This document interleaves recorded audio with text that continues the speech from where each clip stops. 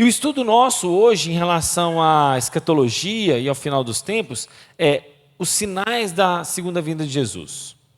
Vamos falar um pouco sobre esses sinais da volta de Cristo. Por que esses sinais são importantes? Por que os sinais são necessários? Eu digo o seguinte, né? Eu gosto muito dessa ilustração. Imagine que você está doente. E aí você precisa ir a um hospital. E vamos supor que você não tem GPS, né? E aí, quando você está doente, você vai ao hospital, as placas que estão indicando o local do hospital são muito importantes. As placas sinalizam para onde você deve ir. Então a placa é muito importante, não é verdade? Não é necessário para você chegar até o seu destino? Só que a placa por si só não é o seu destino final. Você não pode parar naquela placa doente e falar assim: placa, vem cá, cuida de mim. Ou placa, me cure. Placa, cuide aqui da minha doença. Não, você não vai estacionar o carro, descer do carro e ficar ali esperando que a placa resolva o seu problema. Não é isso. A placa só te leva a um destino final, que é o seu lugar que você deveria estar, que é o hospital. Eu digo que os sinais da volta de Jesus são essas placas indicativas. As placas, por si só, não é tudo. As placas, por si só, não vai resolver todo o problema, vamos assim dizer, né? A placa não é o seu destino final, mas ela está apontando para onde você deve ir, né? Isso a gente poderia fazer até uma analogia com os sinais aí que as pessoas gostam muito de dar ênfase, né? Curas, milagres, né? Sinais. Gente, é muito louvável você ir numa igreja e ver a expulsão de demônios, amém? Ver curas, amém? Milagres também, mas isso são os sinais que apontam para a pessoa de Jesus. Tem igrejas que vivem em função dos sinais. Isso é errado. É errado porque os sinais por si só não são suficientes, não é tudo, não é assim, o mais importante, a verdade é essa. É a pessoa de Jesus, é conhecer o Senhor e Salvador, é você crescer no relacionamento com Deus. Isso é fundamental, é o discipulado da vida cristã, é você propagar o Evangelho. Os sinais são apenas sinais, a verdade é essa, mas a gente gosta, né, dessa coisa extraordinária. A gente gosta do mágico, daquilo que foge do cotidiano e da rotina, e isso nos surpreende, a gente empolga-se com isso. E eu acho interessante, o Augusto Nicodemo sempre fala isso, né? Ele falava o seguinte: olha, é interessante que os sinais que acompanham Jesus e acompanham os ministérios dos apóstolos, né? Os sinais que eles faziam, eles não marcavam dia e hora para isso acontecer. Olha, venha na quinta-feira da cura e de milagres, porque Deus vai operar a cura de milagres em você. Os apóstolos não marcavam dia para curar. Ó, vem aqui na terça-feira, porque Deus vai operar na terça. Hoje não vai ter milagre, não. No sábado à noite não tem cura. Tem cura só na quarta-feira dos milagres. Os apóstolos não marcavam dia para curar. Eles andavam a sua vida ministerial, eles continuavam pelo caminho e durante aquele processo as curas, os milagres aconteceriam. Eles não marcavam dia da expulsão do demônio. Ó, sexta-feira, à meia-noite, os demônios vão sair. Não, os demônios se manifestavam e saíam de acordo com o que eles iam pregando, conforme eles iam anunciando a mensagem. Então não havia um dia específico para aquele momento. Isso é muito sério, isso é muito legal para a gente parar para pensar, não é verdade? Eu não sou contra a expulsão de demônios, irmãos, que isso, nós somos a favor. Eu não sou contra, Deus opera milagres, eu creio que já vi muitos testemunhos, e eu creio sim que Deus operou milagres, mas não temos que marcar isso. Os sinais da segunda vinda de Jesus é mais ou menos isso. Os sinais servem para aprontar, como aquelas placas que eu falei para você, né, do hospital, né, apontando para o hospital, mas os sinais do final do tempo não devem por si só nos causar, não vou dizer espanto não, mas nos causar assim pavor, temor, ou aquela coisa extraordinária, porque os sinais são apenas sinais. E geralmente essa expressão sinais dos tempos é usada para descrever certos acontecimentos que apontam para a segunda vinda de Jesus. E nessa orientação, esses sinais sim, são para o futuro, é verdade, mas nós não podemos esquecer de sinais que já aconteceram no passado. Por exemplo, os fariseus acabavam de ver os sinais da presença de Jesus naquele mundo, né? Os fariseus, saduceus, estavam vendo aqueles sinais acontecerem e não estavam crendo. Então há sinais do passado como a gente falou aqui, por exemplo, a destruição do templo de Jerusalém, né, uma profecia já cumprida, há terremotos, rumores de guerras que já aconteceram no passado, que não podem ser ignorados, como o próprio Samuel falou aquele dia no estudo dele, a respeito da Segunda Guerra Mundial. Talvez, para quem estava vivendo a Primeira ou a Segunda Guerra Mundial, falou assim, é o Apocalipse, tipo assim, Jesus vai voltar amanhã, e não voltou, a guerra termina em 1949, né? Olha só, o Estado de Israel, se a gente fosse olhar Israel como relógio de Deus, né? O Estado de Israel foi criado em 1949, que é o momento mais oportuno para as pessoas acharem que Jesus ia voltar naqueles períodos de 1950. Porque havia guerras, rumores de guerras, havia fome, né? Imagina a Europa, né? Devastada pela guerra. Quanta fome a gente já não vê hoje. Irmãos, não sei se vocês viram, mas aviões franceses e aviões jordanianos, né? Ou seja, da França e da Jordânia, despejando alimento à beira-mar, alimentos que caíam na praia, na areia, na água, e as pessoas lá com fome, né? No povo palestino, com fome de comida, momento de guerra. Imagina então a Europa, os Estados Unidos despejou dinheiro na Europa depois do pós-guerra para tentar sanar um pouco dos problemas. Claro que isso tem uma questão política que não vem ao caso aqui, mas fomes, guerras, o Estado de Israel sendo criado. Gente, talvez um crente em 1950 está falando assim, Jesus vai voltar hoje, é agora, é o momento. E não voltou. Então os sinais, irmãos, da autenticidade do ministério de Jesus foi apresentado naquele período, mas os saduceus e fariseus não creram. Olha quantos sinais aconteceram, né, vamos considerar a Segunda Guerra, 1950, olha quantos sinais acontecem hoje, e mesmo assim as pessoas continuam não crendo. Porque a nossa crença não é nos sinais, os sinais são só apontamentos, a nossa crença é no Senhor Jesus, ou seja, o Messias, o profeta prometido. Então, mesmo diante daqueles sinais, eles não estavam crendo. Jesus, por exemplo, mostra esses sinais, isso nós estamos falando na época dele, para João Batista. O que ele falou? Mateus capítulo 11, verso 5. Os cegos veem, coxos andam, leprosos são purificados, os surdos ouvem, os mortos são ressuscitados e aos pobres está sendo pregado o evangelho. Então, baseado naqueles sinais, os líderes religiosos deveriam ter percebido, né, o grande acontecimento histórico que estava diante deles, a vinda do Messias. Só que mesmo diante de tantos sinais hoje, as pessoas continuam não crendo em Jesus. Mesmo Jesus falando, olha, né, o princípio das dores, lembra das contrações que eu preguei aquele dia? As contrações de parto estão aí. Elas vão aumentar, vão intensificar até chegar a um clímax. Mas as dores de parto estão aí. O esfriamento do amor de muitos, né? Fomes, guerras, terremotos, a pregação e propagação do evangelho.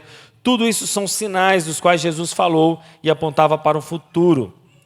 E assim então, irmãos, a gente pode admitir que esses sinais realmente apontavam para o seu futuro, mas nunca podemos esquecer do que já aconteceu no passado e do que está acontecendo agora, nesse exato momento no presente. Por isso, que se nós não estamos vivendo a expectativa da volta de Jesus a qualquer momento, lembra que os sinais, tem textos bíblicos que falam o seguinte, Jesus pode voltar a qualquer momento. Mas parece que tem passagem bíblica que fala que Jesus está perto de voltar. Mas tem passagens bíblicas que falam o seguinte, olha, tem coisa que ainda tem que acontecer, que não aconteceu para Jesus voltar. Então parece que em alguns momentos, Jesus está, qualquer hora ele volta, está perto. Tem hora que a Bíblia fala assim, olha, não sabemos a hora, mas tem hora que parece que os sinais estão um pouco mais longe, tem muita coisa ainda para acontecer, parece que as dores de parto daquela mulher, né, tendo filho, ainda não são tão intensas. Então, o que esses três apontamentos mostram para a gente? Uma volta imediata, não sabemos a hora, parece que está demorando. Esses três apontamentos mostram o seguinte, esteja em constante vigilância.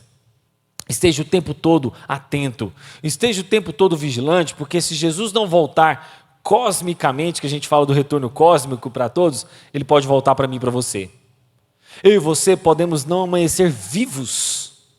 E por mais que a Emily, que é aqui a mais nova, né, depois do filho da Lu, mas que tem consciência e que está entendendo essa pregação, depois da Emily, todos nós, irmãos, podemos morrer a qualquer idade. A Emily deve ter uns 14 anos, 15, 16, Crianças morreram com 15, 14 anos. Bebês morreram. Então, irmãos, nós não podemos deixar uma falsa expectativa de que Jesus pode voltar a qualquer momento para você individualmente. Então, considerando esses sinais, qual a interpretação errada? Eu quero citar algumas interpretações erradas de como as pessoas usam os sinais do final dos tempos ou da volta de Jesus. A primeira interpretação errada é considerar que os sinais dos tempos se refere apenas exclusivamente como aquele período assim, olha, falta poucos minutos para Jesus voltar, então esses sinais acontecem. Não. Essa é uma perspectiva errada. Os sinais dos finais dos tempos já acontecem desde a subida de Jesus aos céus. Desde Atos, quando a descida do Espírito Santo, os sinais já começaram. Então, os sinais não é exclusivo para aquele período curtinho da volta de Jesus, né, imediatamente ao seu retorno. Naquele sermão profético do qual a gente pregou, Mateus 24, Marcos 13 e Lucas 21, Jesus fornece vários sinais que tiveram seu cumprimento, como, por exemplo, a gente já citou, a destruição do templo. Então, esses sinais dos finais dos tempos, eles já caracterizam desde a primeira vinda até a sua segunda vinda. Então, o primeiro erro dos sinais é isso, achar que é só pertinho da volta de Jesus ali.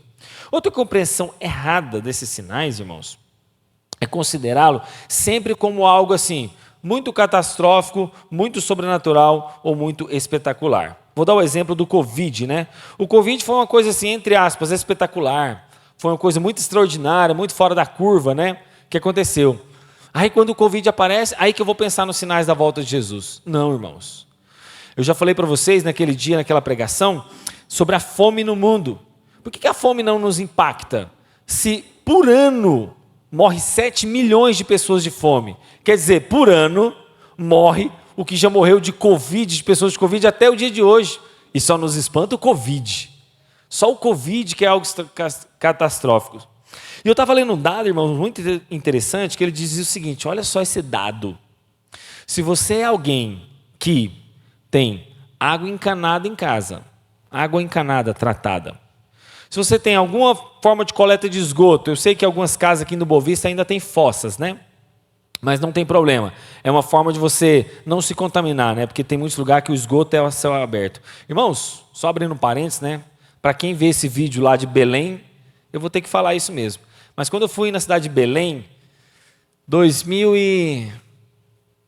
em 2007, por aí, 2006, 2007. Eu fiquei hospedado num hotel que eu não estou exagerando. Era assim, ó, tinha um asfalto, e aí, entre o asfalto e a porta da casa, o esgoto passava. Nas casas. E haviam pontes, pequenas pontes, né, pequenas pontezinhas, para a pessoa entrar na casa dela. Agora você imagine, Zé, se no lugar daquela calçada cimentada lá na sua casa, né, naquele portão bege, no lugar daquela calçada cimentada tivesse um córregozinho passando de esgoto. Eu fui lá em Belém e estava assim. Eu não sei se hoje é assim, mas em 2006, 2007 era assim. Eu não estou dizendo que era todo lugar de Belém, tá? Mas naquele bairro que eu fiquei era assim. Agora você imagina, irmãos, então se você tem água encanada, esgoto coletado, se você tem internet disponível, né, na sua região, se você tem um teto para morar, eu não estou exagerando, eu esqueci o dado aqui do cara, mas corresponde a mais ou menos 30% a 40% da população mundial. Se você tem todos esses itens, entende isso? Acho que é 40% ou é 50%. Quer dizer, metade da população não tem tudo isso que a gente acabou de escrever, sério. Água encanada tratada, esgoto coletado, internet, moradia e alimento. Esqueci da comida. Quer dizer, se você está nisso, você já está melhor do que 50% da população mundial. É um dado muito sério isso.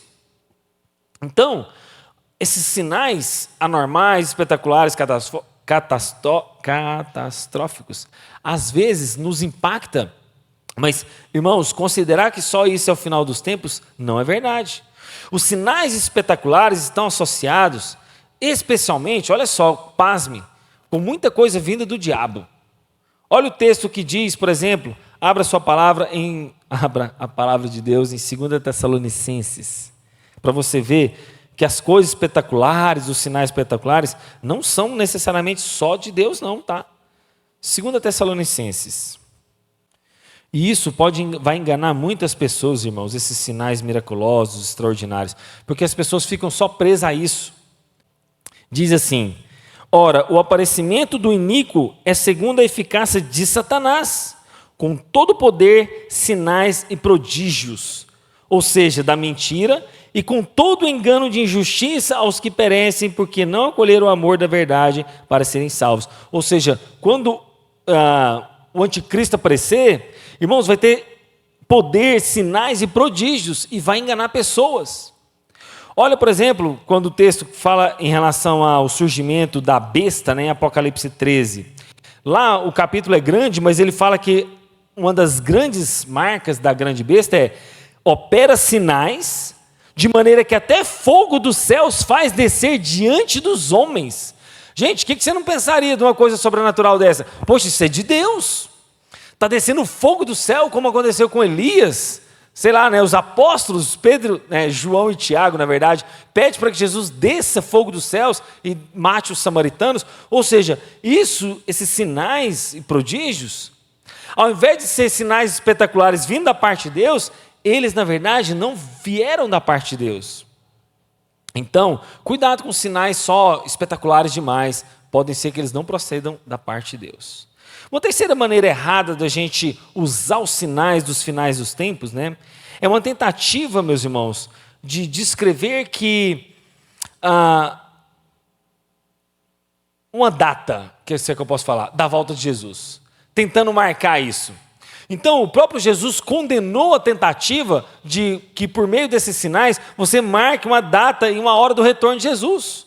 Então, nem mesmo o Filho de Deus, o próprio Cristo, sabia, senão o Pai, conforme o texto de Marcos 13, 32 e Mateus 24, 36, se nem Jesus sabia dessa data, quem é você para ficar tentando adivinhar essa data? Então, não caia nesse novo erro também, né? Novo não, antigo erro, mas recorrente erro, de usar os sinais para marcar uma data da volta de Jesus. E por fim, um quarto uso errado dos sinais da volta de Jesus é tentar construir um cronograma com os acontecimentos futuros. Então, por isso que, de certa forma, irmãos, nós somos amilenistas. Por quê? Irmãos, a volta de Jesus é muito mais facilmente explicada pelos presbiterianos. Por quê? A gente não fica inventando moda. A gente não pega um texto daqui, arranja um texto de acolá, pega Daniel, traz para cá, pega Apocalipse, leva para lá, usa os evangelhos, o texto profético de Mateus, né, de Lucas e Marcos, e faz uma salada daquilo e tenta explicar para a igreja. Não. Para nós é o seguinte: Jesus veio uma primeira vez, Jesus já reina com o Pai, ele está à destra de Deus, coroado de toda honra e toda glória, um nome acima de todo nome. Jesus já reina, mas ainda não plenamente. E nós reinamos com Cristo aguardando a sua volta. E a volta de Jesus é um evento único. Jesus vai vir sobre os céus, no soar da trombeta, né, no soar dos anjos, e ele vai voltar e vai julgar vivos e mortos. E aí uns vão ser condenados eternamente, outros vão viver eternamente, e fim. Quer algo mais simples do que isso? Mas não, as pessoas pegam esses eventos, os sinais, é sério. Os irmãos, principalmente, eu não estou aqui elogiando só os presbiterianos, tá? Deve ter gente que pensa nessa corrente. Mas tem muito irmão que faz bagunça demais na cabeça do povo. Ó, é o seguinte, se preparem, está acontecendo isso, vai ter isso em Israel. Mas aí quando acontecer isso em Israel, tem que acontecer tal coisa. Quando acontecer tal coisa, aí uma parte da igreja vai ser arrebatada, 3 anos e meio de paz, 3 anos e meio de guerra, vem o anticristo vai fazer, olha, cuidado com o chip na mão, cuidado com o chip na testa, olha, tem isso aqui para acontecer, tem tal coisa, olha a moeda única, olha os blocos econômicos únicos. Aí ele vai criando uma salada tão grande que você fala assim, meu Deus, onde que ele estava mesmo? Aí depois Jesus volta, Satanás é preso por um tempo, aí ele é preso por 1000 anos, depois que ele é preso por 1000 anos, tem a batalha de Armagedon, vai ser numa grande planície, vai ser entre o bem e o mal, Jesus vem, volta, vence, e aí depois todo mundo é julgado de novo. Gente, que confusão é essa? Meu Deus, onde que você parou? Então, cara, cuidado que você não estabelecer, através desses sinais, um cronograma exato de alguns acontecimentos futuros, né? E por fim, então, irmãos, para a gente encerrar essa escola bíblica dominical e esse momento, como então a gente tem que compreender os sinais da volta de Jesus? Qual que é a maneira correta, então, diante dessas placas que estão apontando para a volta de Jesus? Como que eu tenho que lidar com esses sinais? Qual que é a função desses sinais? Em primeiro lugar, embora geralmente a gente considere os sinais dos tempos como um apontamento futuro, esses sinais, irmãos, também apontam para coisas presentes e coisas que já aconteceram no passado. Os sinais dos tempos e da volta de Jesus, né, dessa volta decisiva, ele revela a grande vitória que Jesus já teve. Jesus já teve uma mudança histórica, ele já se revelou trabalhando no mundo e ele está ocupado em relação ao cumprimento de cada uma das suas promessas até a sua volta final. Portanto, então, o Senhor, meus irmãos, ele tem propósitos com os tempos e sinais que estão acontecendo, mas eu volto a dizer, não se apegue a esses sinais. Eu volto a dizer, não fique preso a estes sinais. Isso só traz, na verdade, você discernindo, né, o tempo, remindo esse tempo, ou seja, porque os dias serão maus, você deve andar como filho da luz e dar o testemunho. Esse é o seu papel. Não fica preocupado muito, apegado a esses sinais. O seu papel é ser sal e luz nesse mundo. O seu papel é usar o tempo de forma diligente. O seu papel é ser um discípulo de Cristo e formar pessoas à imagem de Cristo. Essa é a sua parte. Deixa Deus trabalhar. Deixa Deus agir na história. Deixa Deus, porque nem Jesus, que é o Filho, sabe o dia da volta dele, então pare com isso. Pare de viver ansioso. Então, o primeiro aspecto é isso. Use os sinais, sabendo o que Deus está fazendo hoje, fez no passado e fará no futuro. Os sinais também dos tempos apontam para um futuro, né, da volta de Jesus, mas esses tempos não vão suceder, meus irmãos, de forma que eu e você não sabemos, de forma que vai apontar para o futuro, mas haverá de fato alguns eventos que ainda tem que acontecer, que é o princípio das dores finais, o clímax, né? Então, assim, enquanto esse clímax não aconteceu, não se irrite, né, como diz o Chaves lá, né? Não se irrite, não se assuste, não viva uma vida ansiosa. O seu papel aqui não é estar ansioso, o mundo já tem muitas preocupações para nos dar. Nós já temos muita coisa com que se preocupar, né? São os nossos filhos, é a nossa casa, é o cuidado com a igreja. Então, meus irmãos, essa pregação escatológica, ela testemunha acerca de um futuro que vai acontecer. Nós já vivemos uma tensão entre o já aconteceu, mas ainda não aconteceu, mas você deve viver descansado em Deus. Lembre-se, nunca esquecesse disso. O final dos tempos é apavorante para o ímpio, não para o crente. O ímpio tem que estar com medo do fim do mundo. E eu estava vendo, né, uma postagem no Instagram de ele não é crente, né? Confesso para vocês que eu nem lembro o nome desses influencers aí não, mas ele não é cristão. E aí estava começando a guerra de Israel, né? Quando estava tendo aqueles acontecimentos lá. E aí, sabe o que ele foi? Ele fez um videozinho no Instagram e publicou. Ele falou assim, gente, logo agora que as coisas estão dando certo para mim, logo agora que eu me tornei um influencer mais importante, estou ganhando muito dinheiro, e essa guerra está acontecendo, nossa, Jesus agora está voltando. Não, ele não pode voltar agora não. Eu tenho que ainda, né, muita coisa para conquistar nesse mundo, muita coisa para desfrutar. Então, logo agora está acontecendo essa guerra, Jesus está perto de voltar. Não, isso não pode estar acontecendo. Ele estava preocupado, ele estava ansioso, porque a guerra de Israel e os palestinos estava tirando a paz dele, porque ele estava ganhando dinheiro, estava sendo famoso na internet. Né? Ele é um influencer muito, muito grande, eu esqueci o nome dele, mas eu sei que ele é famoso. E aí ele estava preocupado com a volta de Jesus por causa dessa guerra lá, ou seja, o ímpio tem que estar mesmo preocupado com a volta de Jesus, porque para esse dia ele será terroroso. Terceiro, os sinais dos tempos revelam na história uma guerra contínua, uma antítese contínua entre o reino de Deus e os poderes do mal. Isso nós vamos falar nessa série posteriormente. Ou seja, irmãos, de acordo com a parábola do joio e do trigo, Jesus conta que o trigo e o joio crescem lado a lado, mas até a ceifa final. O joio e o trigo estão crescendo aqui juntos. Eles parecem não se discernir um do outro, né? Mas, irmãos, saibam de uma coisa, que no final haverá uma diferença. E eu gosto muito de um livro, né, do Peregrino, e saiu o Peregrino para crianças. Depois eu quero até indicar a Gleice, da gente estudar isso com os meninos.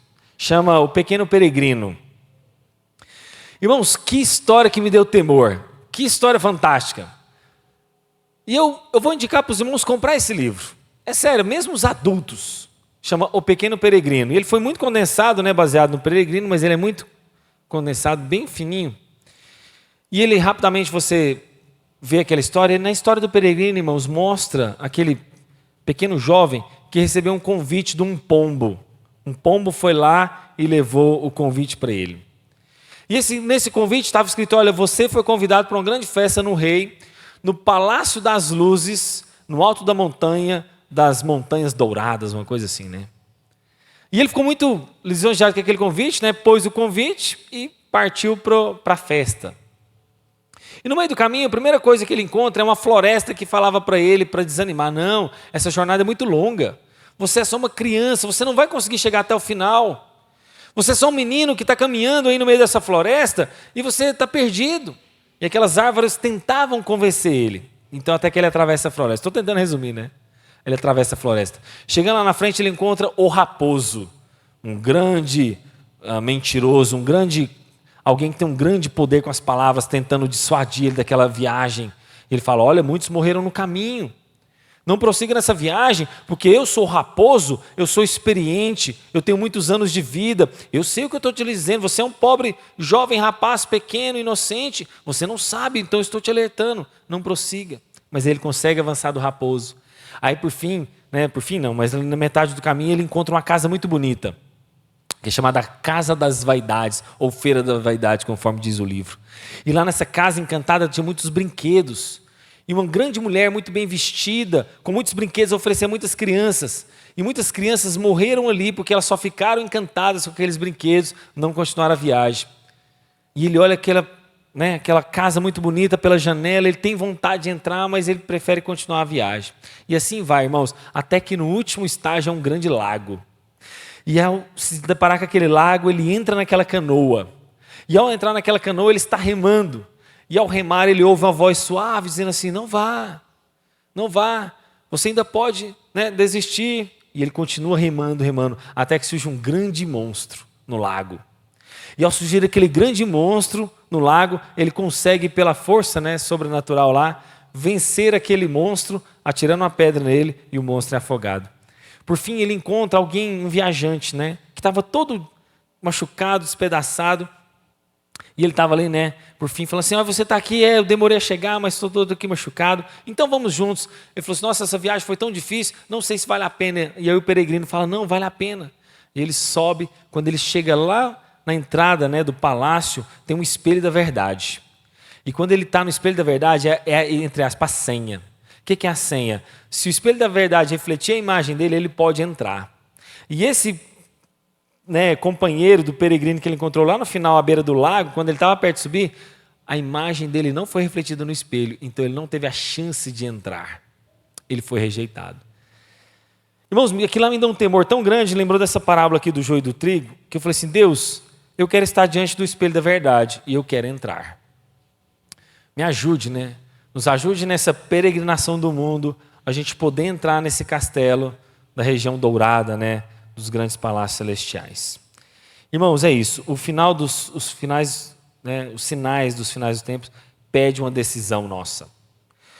Jesus censurou exatamente os contemporâneos dele, os fariseus, os saduceus, porque eles não discerniram de forma adequada os finais dos tempos. E através desses sinais, Jesus continua convocando a gente.